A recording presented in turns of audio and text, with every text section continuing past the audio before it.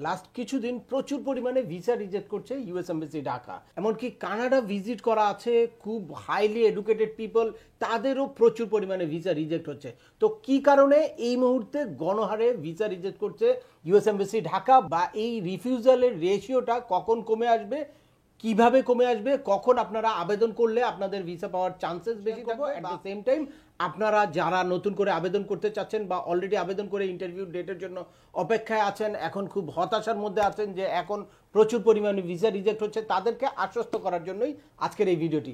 চলুন শুরু করা যাক। তার আগে বলে নিচ্ছি, যারা আমাদের চ্যানেলে নতুন বা আমাদের চ্যানেলটি এখনো সাবস্ক্রাইব করেননি, please hit the subscribe button. আর যারা অলরেডি সাবস্ক্রাইব করেছেন তাদেরকে অসংখ্য ধন্যবাদ। আপনারা যারা ইউএসএ, কানাডা বা অস্ট্রেলিয়ার ভিসার জন্য দীর্ঘদিন ধরে অধীর আগ্রহে অপেক্ষা করছেন এবং আমাকে রেগুলার ফলো করেন, আমার সাথে পার্সোনালি যোগাযোগ করতে চান, তাদের জন্য একটা সুখবর নিয়ে আসলাম। আগামী 1 ফেব্রুয়ারি আমি ঢাকার গুলশানে লেকশোর হাইটস হোটেলে একটা সেমিনারে অংশগ্রহণ করতে যাচ্ছি। সেই সেমিনারে আপনাদের সবার আমন্ত্রণ রইল। আর সেমিনারে অংশগ্রহণ করতে আজই আপনার রেজিস্ট্রেশনটা সম্পূর্ণ করুন। স্ক্রিনে দেখানো নাম্বারে কল করে অথবা হোয়াটসঅ্যাপ মেসেজ করে আপনার রেজিস্ট্রেশনটা এখনই সম্পূর্ণ করুন।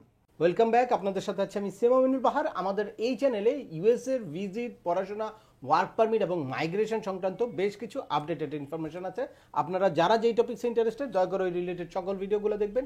এরপর ছোটোখাটো প্রশ্ন থাকলে ভিডিওর নিচে কমেন্টস করবেন। আর তারপরেও একান্ত কোনো ব্যক্তিগত পরামর্শ বা আমাদের কোনো সার্ভিস নিতে চাইলে ডিসক্রিপশনে থাকা হোয়াটসঅ্যাপ নম্বরে অ্যাপয়েন্টমেন্ট বুক করে সরাসরি যোগাযোগ করতে পারেন। অ্যাট দ্য সেম টাইম আমাদেরকে ইমেল করতে পারেন এবং আমাদের ফেসবুক পেজটি ফলো করে সবসময় আমাদের সাথে যুক্ত থাকতে পারেন। এনিওয়েজ, চলে আসি মূল আলোচনায়। আপনারা যারা ইউএসএর B1 B2 ভিসা ক্যাটাগরিতে নতুন করে আবেদন করতে চাচ্ছেন বা অলরেডি আবেদন করে দীর্ঘদিন ধরে অপেক্ষা করে অধীর আগ্রহে ইন্টারভিউ ডেটের জন্য অপেক্ষা করছেন বা সামনে খুব নিয়ার ফিউচারে আপনাদের ইন্টারভিউ, তারা কিন্তু এখন অনেকটা হতাশার মধ্যে আছেন। কারণ প্রতিনিয়ত আপনারা কিন্তু ব্যাপক রিফিউজালের খবর পাচ্ছেন। আমার কাছেও, যেহেতু আমাদের কাছে অনেকে প্রসেস করে বা আমার এই চ্যানেলগুলো অনেকে ফলো করে, অনেক আপডেট ইনফরমেশন প্রতিনিয়ত আমাদের কাছে আসতে থাকে। তো সেখান থেকে বলবো যে মানে স্মরণকালের খুব বাজে একটা সময় যাচ্ছে, প্রচুর পরিমাণে রিফিউজ করছে। তো এই রিফিউজালের কারণটা কি আপনাদের বুঝতে হবে। এখন দেখা যাচ্ছে খুব হাইলি এডুকেটেড যারা ইন্টারভিউতে খুব ভালো প্রিপারেশন নিয়ে গিয়েছে বা হিউজ ট্রাভেল হিস্ট্রি আছে এবং তাদের ওখানে রিলেটিভস আছে, যাওয়ার ভ্যালিড গ্রাউন্ডস আছে, তাদেরও ভিসা রিজেক্ট করছে। মানে এরকম কিছু ফাইল দেখে আমি মানে অবাক হচ্ছি যে এই রকম অ্যাপ্লিকেন্টকে ভিসা দিবে না, তাহলে ভিসাটা কাকে দিবে। কিন্তু এখন যারা ইন্টারভিউ ডেট পেয়েছেন বা এই যে লাস্ট কিছুদিনের মধ্যে বা আগামী 1 মাসের মধ্যে যাদের ডেট আছে, আমি বলবো যে তাদের আসলে দুর্ভাগ্য। কারণ সময়টা এরকম একটা সময় আসছে যে এই সময়ে তা মানে ইউএস এমবাসির কনজুলার অফিসাররা যত রিফিউজ করতে পারবে তত তাদের পজিশন ভালো থাকবে। আপনারা যদি পলিটিক্যাল একটা চেঞ্জের কথা চিন্তা করেন, যেহেতু একটা গভর্নমেন্ট চেঞ্জ হয়েছে, বাইডেন প্রশাসন এতদিন প্রত্যেকটা জায়গায় সেটেল ডাউন ছিল, তো তার হচ্ছে ইমিগ্রেশন ফ্রেন্ডলি একটা পলিসি ছিল। আর সেক্ষেত্রে ট্রাম্প প্রশাসন বা ট্রাম্প বিজয় চিনিয়ে এনেছে টোটালি ইমিগ্রেশন বিরোধী একটা পলিসি নিয়ে। তো সেক্ষেত্রে এই বাইডেন প্রশাসনের আগের যে স্টাফরা ছিল, তারা কিন্তু নতুন সরকারের সাথে অ্যাডজাস্ট করার জন্য তারাও ইমিগ্রেশন বিদ্বেষী এরকম একটা আচরণ তারা তাদের মধ্যে তুলে ধরতে চায়, যাতে ট্রাম্প প্রশাসন তাদের উপরে খুশি থাকে। ইউএস এর এমবাসির সকল কনজুলার অফিসার বলেন বা এমবাসির পলিসি সবসময় স্টেট ডিপার্টমেন্ট থেকে আসে, আর স্টেট ডিপার্টমেন্ট হচ্ছে সরকারের সাথে সরাসরি জড়িত। তো যখন এই বাইডেন প্রশাসন চেঞ্জ হচ্ছে, তখন প্রত্যেকটা জায়গায় প্রশাসনিক একটা ব্যাপক রদবদল আসছে।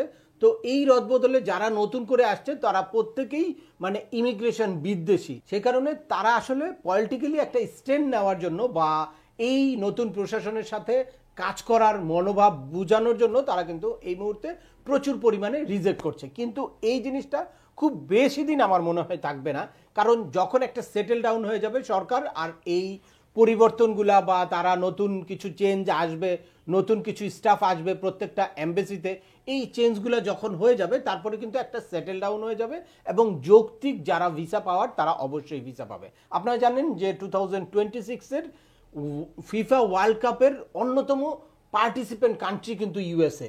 দ্যাটস ওয়াই 2026-এ কিন্তু হিউজ পরিমাণে ভিসা দিবে ইউএসএ, এবং ইয়াং জেনারেশন যাদের এর আগে ভিসা পাওয়ার সম্ভাবনা ছিল না বা তারা ভিসা চাইতেই সাহস পাইতো না, তারাও কিন্তু এই ফিফা ওয়ার্ল্ড কাপকে কেন্দ্র করে ভিসা পাবে। কিন্তু সেই সময় ভিসা পেতে হলে আপনাদের কিন্তু এখনই অ্যাপয়েন্টমেন্ট নিতে হবে।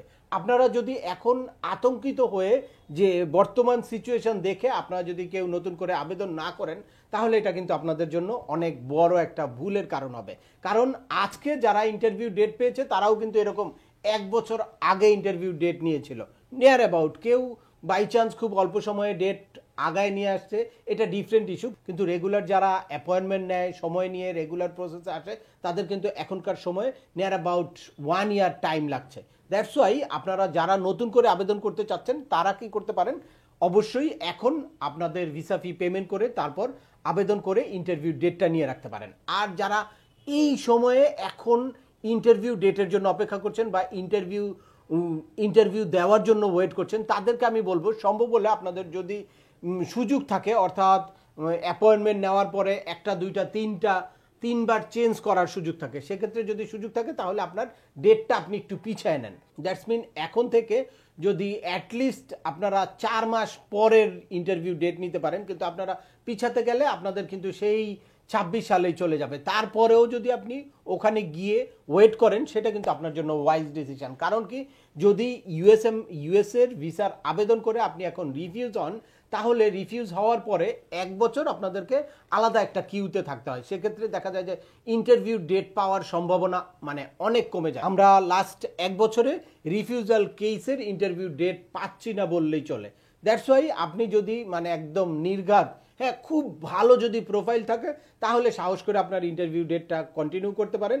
কিন্তু এভারেজ প্রোফাইল নিয়ে এখন দাঁড়ানোর কোনো রকম কোনো মানেই হয় না। আর যারা 3-4 মাস পরে ইন্টারভিউ ডেট আছে বা 5-6 মাস পরে ইন্টারভিউ ডেট আছে, তাদেরকে বলবো হতাশ হয়ে ইন্টারভিউ ডেট চেঞ্জ করার কোনো প্রয়োজন নাই। তারা একটু অপেক্ষা করতে পারেন, এই সময়টা অবশ্যই চেঞ্জ হবে। আর সেই সময় গিয়ে তারপরে যদি আপনারা দেখেন যে 6 মাস পরেও এই অবস্থা থাকে, এটা থাকার কোনোই কারণ নাই। কারণ জাস্ট প্রশাসনিক রদবদল আসতে যতটুকু সময় হবে, এই সময়টা আসলে এরকম ব্যাপক হারে রিফিউজ করবে। তো এইটা আমার মনে হয় 2-2.5 মাসের মধ্যেই সেটেল ডাউন হয়ে যাবে। দ্যাটস ওয়াই আপনারা এই 2-3 মাসের মধ্যে যাদের ইন্টারভিউ ডেট আছে, তারা ইন্টারভিউ ডেটটাকে সামনের দিকে এগিয়ে নিতে পারেন। আর 4 মাস বা 6 মাস পরে যাদের ইন্টারভিউ ডেট আছে, তাদের হতাশ হওয়ার কোনো কারণ নেই।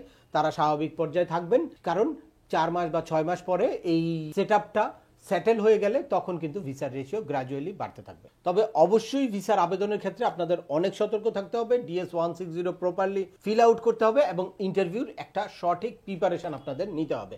সে কারণে আমার এই রিলেটেড হিউজ ভিডিও আছে, একেবারে DS-160 কিভাবে ফিল আউট করবেন, DS-160তে মানে এক্সপার্টিজের কি ব্যাপারগুলা, আপনি খুব এক্সপার্টের কাছে গিয়ে কেন DS-160 ব্যাপারে পরামর্শ করবেন বা ইন্টারভিউর প্রিপারেশন নেবেন, এগুলো নিয়ে বেশ কিছু ভিডিও আছে।